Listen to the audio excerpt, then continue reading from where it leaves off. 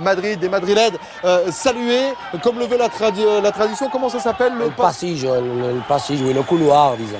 Voilà, le passaggio, la haie d'honneur des joueurs de Grenade pour les joueurs du Real Madrid. Et en guise de haie d'honneur, eh bien, ils vont leur faire plutôt une sorte de doigt d'honneur avec Franco Rara, l'Argentin prêté par l'équipe du Benfica Lisbonne, qui va venir ouvrir le score à la 5e minute pour venir déposer une défense du Real Madrid complètement apathique sur ce coup-là. On va le voir notamment avec Marcelo, capitaine d'un soir, mais surtout Ricardo Carvalho. Oui, parce que d'abord Marcelo il a peur, mais en plus il revient à semi-trot, hein, pas assez d'accélération. Carvalho qui glisse, trop naïvement perdu de la part du défenseur brésilien.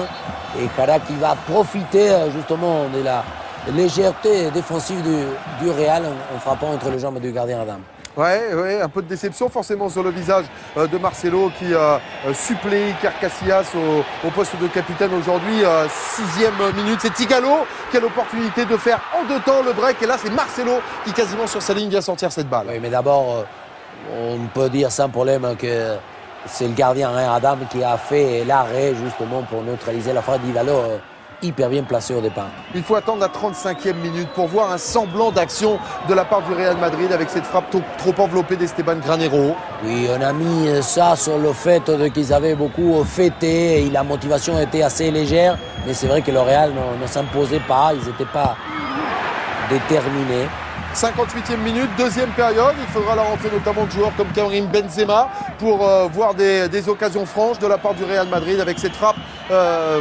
Petit angle trouvé par Karim Benzema, et la belle parade de Julio César avec une nouvelle fois l'accélération, 64e minute. Cristiano Ronaldo. Oui, qui finalise moyen alors qu'au départ il anticipe, il intercepte plutôt la passe en retrait du gardien. Et ensuite, je ne pense pas qu'on peut considérer ça comme un mot égoïste parce qu'il n'a pas une bonne solution dans l'axe. 68e minute, Xabi Alonso en première intention tout d'abord et puis en deuxième pour venir placer cette frappe pied droit de peu sur le côté de la cage de Julio César. Oui, on connaît la qualité surtout des passes dans le jeu long. Et là c'est incroyable parce que Moïse il ne regarde même pas ni le moment du corner ni la trajectoire, il se désintéresse complètement. La seule priorité pour lui, voilà, c'est un catcheur. Il s'est converti en catcheur pendant quelques secondes, Moïse. Je ne sais pas pour quel motif, on lui demandera peut-être.